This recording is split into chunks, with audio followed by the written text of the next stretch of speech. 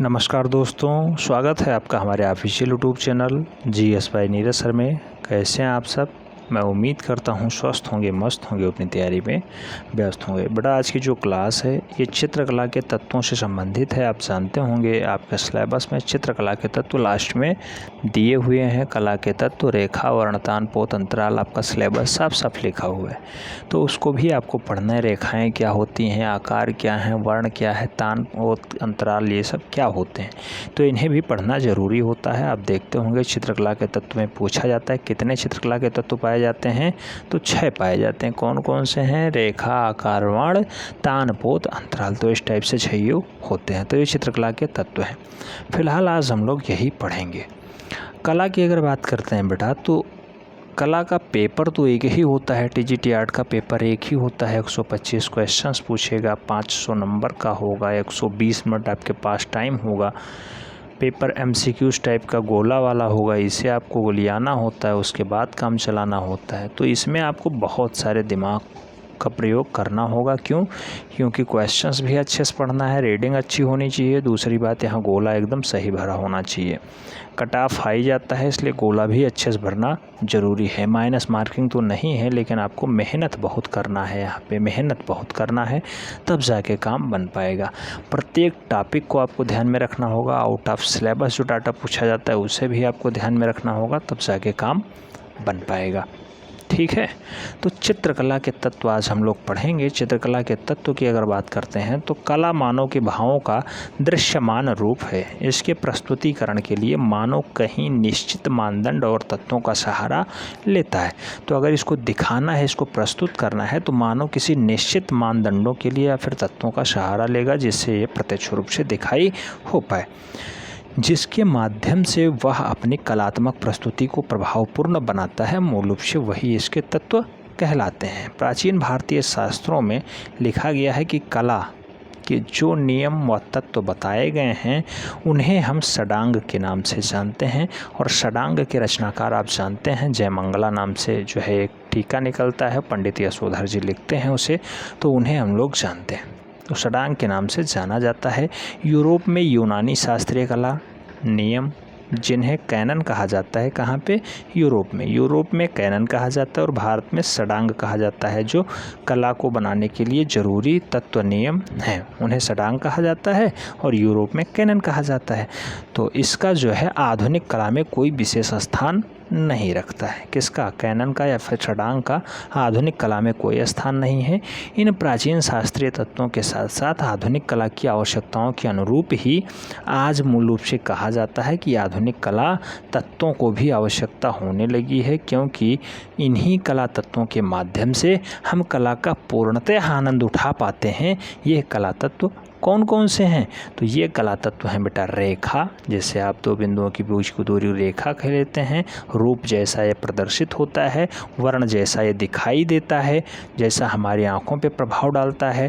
तान होता है इसके चौड़ाई, लंबाई और इसको दर्शाने का पूरा लेखा चोखा, और पोत भी इसी में कहा जाता है, और अंतराल लास्ट में बनकर के सामने आता है। तो ये 6 तत्व हैं कला के। ये कई बार पूछा गया है।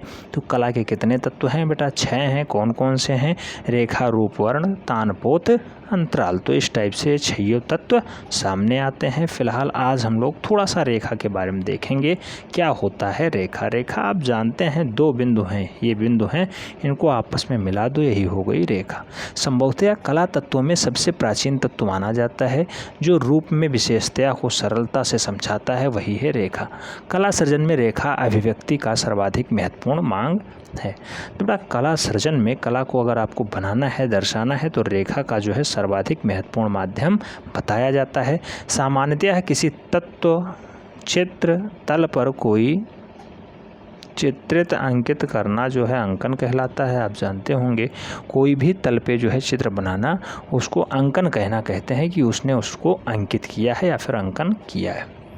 एक वर्णीय रेखा द्वारा किए गए अंकनों को हम लोग रेखांकन कहते हैं। अगर एक ही वर्ण से काम हुआ है, यानी एक ही रंग से काम हुआ है, तो उसे हम लोग रेखांकन कहेंगे। अगर भिन्न भिन्न रंगों से होगा तो आप जानते हैं उसे भिन्नांकन कहेंगे। लेकिन रेखांकन का प्रयोग ज़्यादा होता है। अंकन मतलब होता है प्रदर्शित करना या दर्शाना। अगर एक रंग से हुआ है तो रेखांकन हो जाएगा। प्राचीन भारतीय शास्त्रीय कला पूर्णतया रेखा प्रदान कही जा सकती है। तो बेटा प्राचीन काल में जो भी शास्त्रीय कला निपुण रही है उसमें रेखा की प्रधानता खूब अच्छे से रही है। आपने देखा होगा चाहे वो प्रागैतिहासिक काल में हो रेखाओं को प्रधानता दी जाती थी, चाहे इंडस वैली में हो वहाँ पे भी रेखाओं के साक्ष्य खूब दिखाई देते हैं, चाहे वो जोगीमारा बाग एलोरा से तनवासली इसमें हो तो वहाँ पे भी रेखाओं को खूब प्रधानताएँ दी जा रही हैं। अगर साफ साफ रेखाएँ रहेंगी तो जो है चित्रण का काम भी साफ साफ रहेगा, ऐसा माना जाता है। तो प्रधानता कही जा सकती है। प्रकृति में हमने रेखा कहीं भी दृष्टिगत नहीं होती है, वरन कलाकार ने अपनी सुविधा के लिए ही रेखा को आविष्कृत किया है। कहा जा रहा है कि रेखा जो है रचनाकार अगर चाहेगा तो रेखा को जो है दर्शा देगा, अन्यथा जो है कोई ज़रूरी नहीं। रेखा दो बिंदुओं या दो सीमाओं के बीच की दूरी का विस्तार होता है। मैं मानता हूँ एक बिंदु ये है, एक बिंदु ये है, इसे अगर आपस में ऐसे मिला दिया जाए तो ये भी रेखा हो गई। अगर इसी बिंदु को इस टाइप से मिलाया जाए ये भी रेखा ही है। अगर इसी को इस टाइप से मिलाया जाए तब भी ये रेखा ही कहलाएगी। तो किसी भी तरह से कुल मिला के मिलाना उसे रेखा कहा जाता है। सरल रेखा के लिए इसे इस टाइप से दर्शाया जाता है। तो दो बिंदुओं या फिर सीमाओं के बीच का विस्तार मूल रूप से रेखा है और कोई बिंदु के जुड़ाव या बिंदुओं के पंक्तिबद्ध समूह से रेखाएं बनती हैं। पंक्तिबद्ध समूह यही है बेटा, एक बिंदु है फिर नेक्स्ट बिंदु, नेक्स्ट बिंदु, बिंदु बिंदु बिंदु, आप आगे बिंदु बिंदु ही बढ़ाते चले जाइए। लास्ट में जो आपकी आकृति या रचना तैयार होगी वही आपका रेखा होगा। फिलहाल आप लोगों ने हाई स्कूल में खूब अच्छे से पढ़ा होगा। यहाँ पे कोई बहुत भिन्न नहीं है, लेकिन अब माना जा रहा है भिन्न, तो इसलिए थोड़ा सा स्पेशल देखा जा रहा है। कई बिंदुओं के जुड़ाव या बिंदुओं की पंक्तिबद्ध समूह को हम लोग रेखा कहते हैं। चाहे इस पॉइंट से इस पॉइंट को मिलाना हो तब भी ये रेखा ही हुई, इस पॉइंट से इस पॉइंट को मिलाना हो तब भी ये रेखा हुई, इस पॉइंट से इस पॉइंट को मिलाना हो इस टाइप से मिलाया जाए तब भी रेखा है, इस टाइप से मिलाया जाए तब भी रेखा है। तो सभी रेखाओं के प्रकार ही हैं। इनके बहुत सारे नाम अभी देखने को मिल सकते हैं। फिलहाल हम लोग आज थोड़ा सा डाटा देखने का प्रयास कर रहे हैं। जैसे अंकन के आधार पर अगर हम बात करें तो रेखाओं को मुख्यतः कितने भागों में बांटा जा सकता है, तो अंकन के आधार पर यानी प्रदर्शन के आधार पर रेखाओं को हम लोग दो भागों में बांट सकते हैं। कौन कौन से भाग हैं? औपचारिक रेखाएं और अनौपचारिक रेखाएं। औपचारिक रेखा और अनौपचारिक रेखा। पहला भाग आता है औपचारिक रेखा। क्या होता है बेटा? औपचारिक रेखा की अगर बात करते हैं तो ज्यामितीय रेखाएं एवं स्थापत्य की रेखाएं जो कि यंत्रों के माध्यम से खींची जा सकती हैं वह औपचारिक रेखाएं कहलाती हैं। ये रेखाएं जो है अव्यक्तीय होती हैं। इन रेखाओं का उद्देश्य उपयोगी जो है रूपकारों का निर्माण करना होता है। अब आपने परिभाषा तो देख लिया कि ज्यामितीय रेखाओं की स्थापत्य की सीमाओं को दर्शाने का प्रयास होता है, वो ऐसी होती हैं। लेकिन अगर इसे समझने का प्रयास करें तो मान लो हमने पहले एक इस टाइप से घनाकार डाटा लिया, फिर इसको हमने और थोड़ा सा आगे बढ़ाया, फिर हमने देन इंटरनल पार्ट में भी कुछ नया बनाने का प्रयास किया।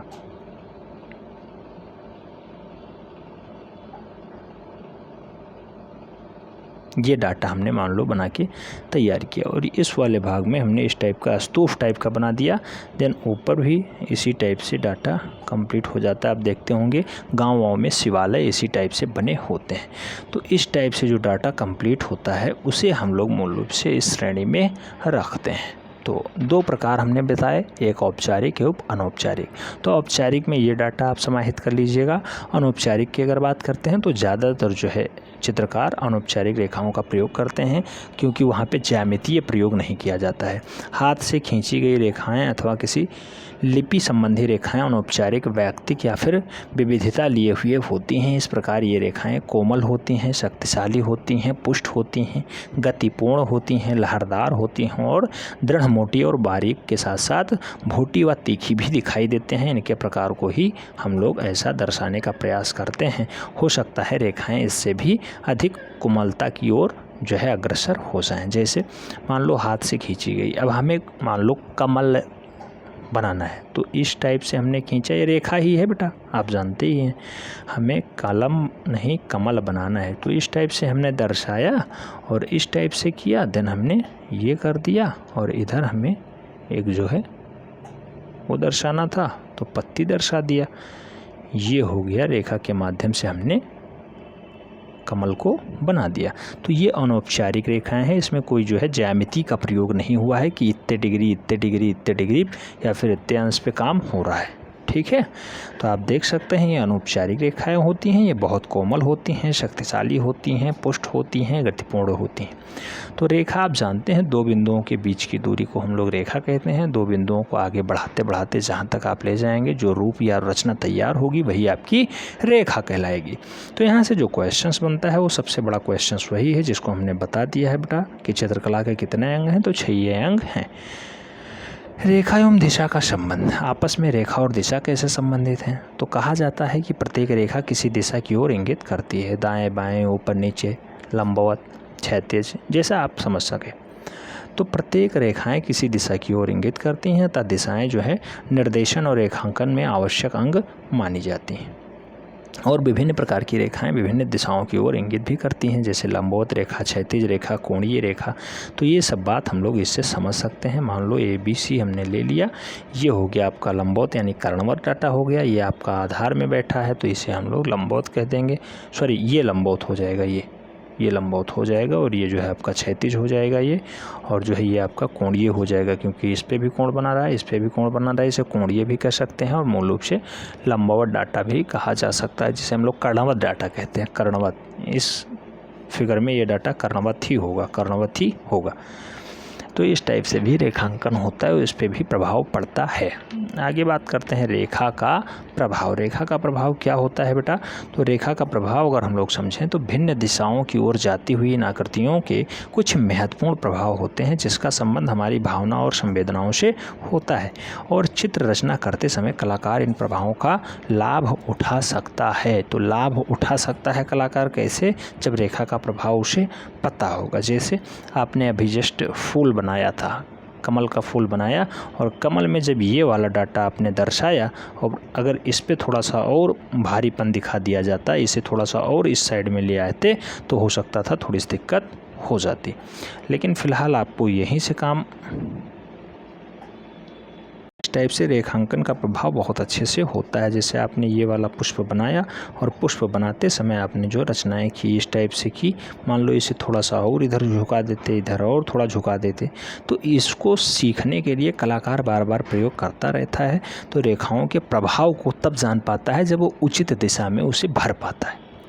तो ये काम रेखा के प्रैक्टिस पे ही होता है। रेखाएँ कितनी कोमल हैं, कितनी गहराई के साथ काम कर रही हैं, कितने झुकाव पे काम कर रही हैं और चित्रतल पे कैसी दर्शाई जाती हैं, ये उसके ऊपर डिपेंड करता है। ठीक है, तो इतना काम आपके समझ में आना चाहिए। फ़िलहाल आपको ये ज़रूर याद रखना है बेटा कि रेखा के कितने बिंदु हैं। तो आप याद रखिएगा कि रेखा, रूप, वर्ण, तानपोत, अंतराल मूल रूप से चित्रकला के 6 पॉइंट हैं, 6 अभिन्न अंग हैं। रेखा, रूप, वर्ण, तानपोत और अंतराल। आज हम लोग रेखा को पढ़ने का प्रयास कर रहे हैं। कल हम लोग एक साथ रेखा, रूप, वर्ण, तानपोत, अंतराल को एक साथ 6 को पढ़ लेंगे और 6 पढ़ने के बाद अगले वीडियो में हम लोग इससे संबंधित सभी MCQs देख लेंगे। फ़िलहाल आज के वीडियो में इतना ही, मिलते हैं नेक्स्ट वीडियो में। तब तक के लिए जय हिंद।